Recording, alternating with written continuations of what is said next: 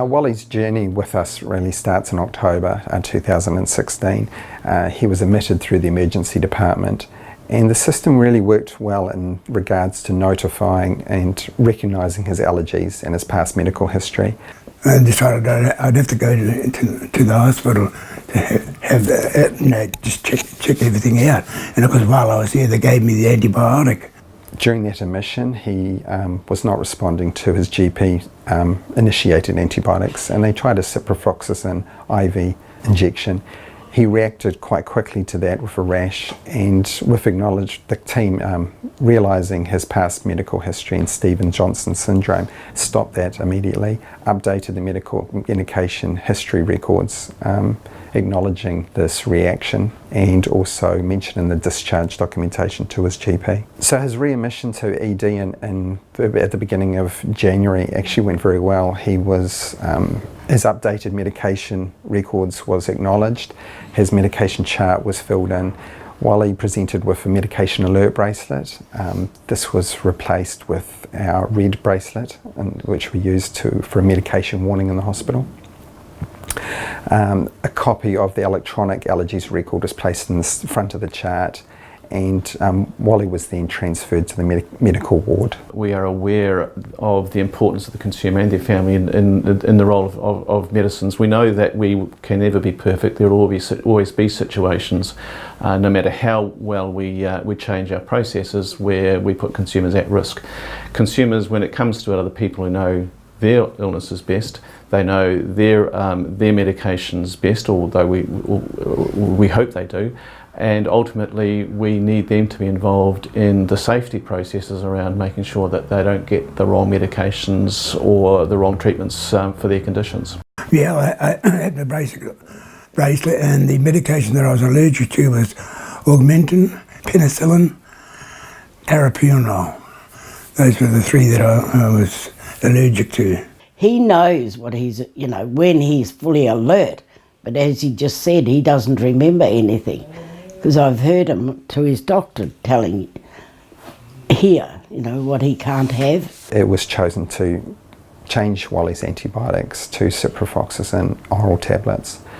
This was done with a failure to recognise his allergies history or the warnings on top of the chart and in the medication notes. Wally was admitted 5 doses by 4 different nurses of ciprofloxacin oral tablets. During that time, it was noted in his documentation that he was developing an itch, and the alarm was raised about day 3 following commencing of the oral antibiotic.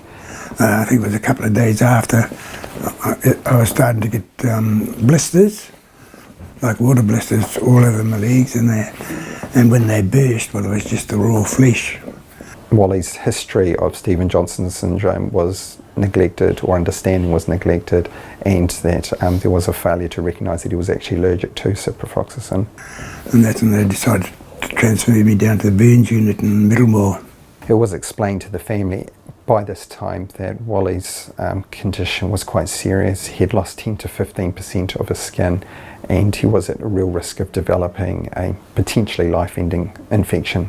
Luckily for him, they realised straight away that something was amiss, and found that it was the antibiotics that he was allergic to. So we thank God that they found that.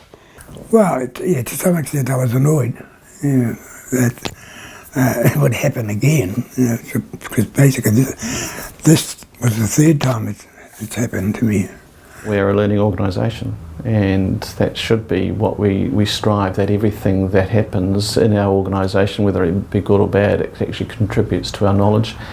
We need to emphasise the fact that good communication with the patient, if able, to check and explain new medications given to the patient are acceptable, and to check the medication records and to have full awareness of their history and allergy history, to check those wristbands or any indications that they might have an allergy present.